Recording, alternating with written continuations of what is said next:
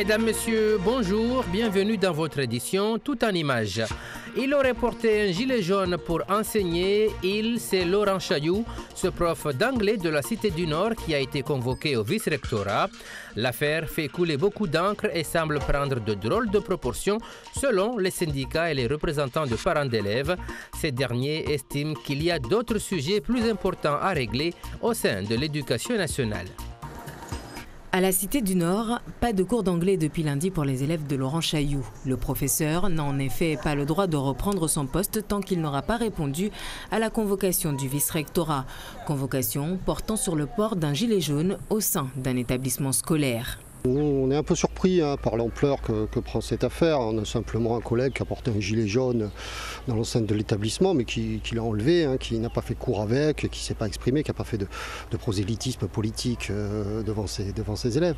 Donc on est un petit peu surpris qu'il y ait une telle crispation au niveau du vice-rectorat, qu'aujourd'hui il n'ait pas le droit de faire cours, qu'il soit convoqué.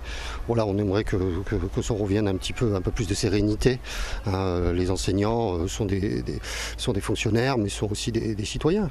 Et d'après ce membre du conseil d'administration de la Cité du Nord, d'autres problèmes sont actuellement plus importants à régler dans l'éducation nationale à Mayotte. Notre préoccupation, c'est que nos enfants aient cours avec un prof d'anglais en face.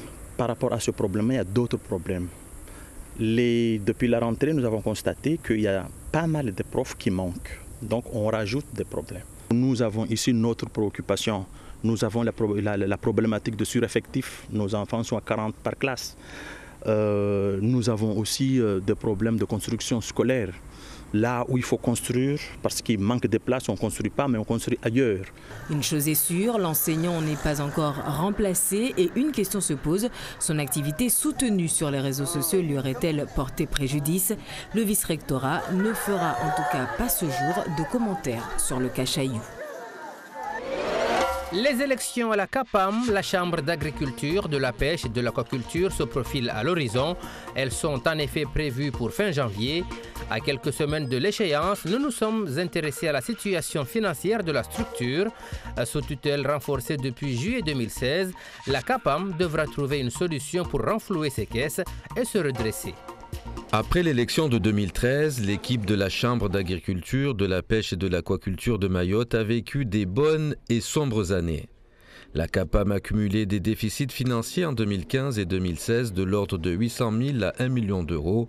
Depuis, elle se retrouve sous tutelle renforcée. Suite au diagnostic qui avait été fait en 2016, on devait mettre en place, à la fois un contrat d'objectifs et de performance, comme il s'en fait dans toutes les chambres d'agriculture des départements d'outre-mer, et on devait aussi, compte tenu de la situation financière dégradée, mettre en place un plan de redressement de la CAPAM. Or, en gros, les élus ont eu beaucoup de mal à accepter, cette notion de mettre en place un plan de redressement et, de quelque part concentrer les activités sur l'essentiel pour permettre de repartir sur des bases financières saines. Un refus d'un premier plan de redressement ayant entraîné une forte dégradation de la CAPAM. Aujourd'hui, les futurs élus auront du blé à moudre pour redresser les comptes de la CAPAM. Il est prévu que très rapidement, on puisse mettre en place une mission importante d'appui qui viennent de métropole pour tracer les voies de ce redressement avec les nouveaux élus. Puisque l'idée, c'est vraiment d'arriver à un projet qui soit partagé entre les nouveaux élus de la CAPAM, l'État et le conseil départemental qui appuie également de manière importante financièrement la CAPAM, et qu'on se mette ensemble d'accord sur un projet, quelle structure, pourquoi faire, avec quel type d'équipe. En résumé, une bonne gestion budgétaire pour équilibrer les comptes financiers et fixer les nouvelles actions prioritaires pour redresser la CAPAM. L'élection des membres de la Chambre d'agriculture, de la pêche et de l'aquaculture de Mayotte est prévue le 31 janvier prochain.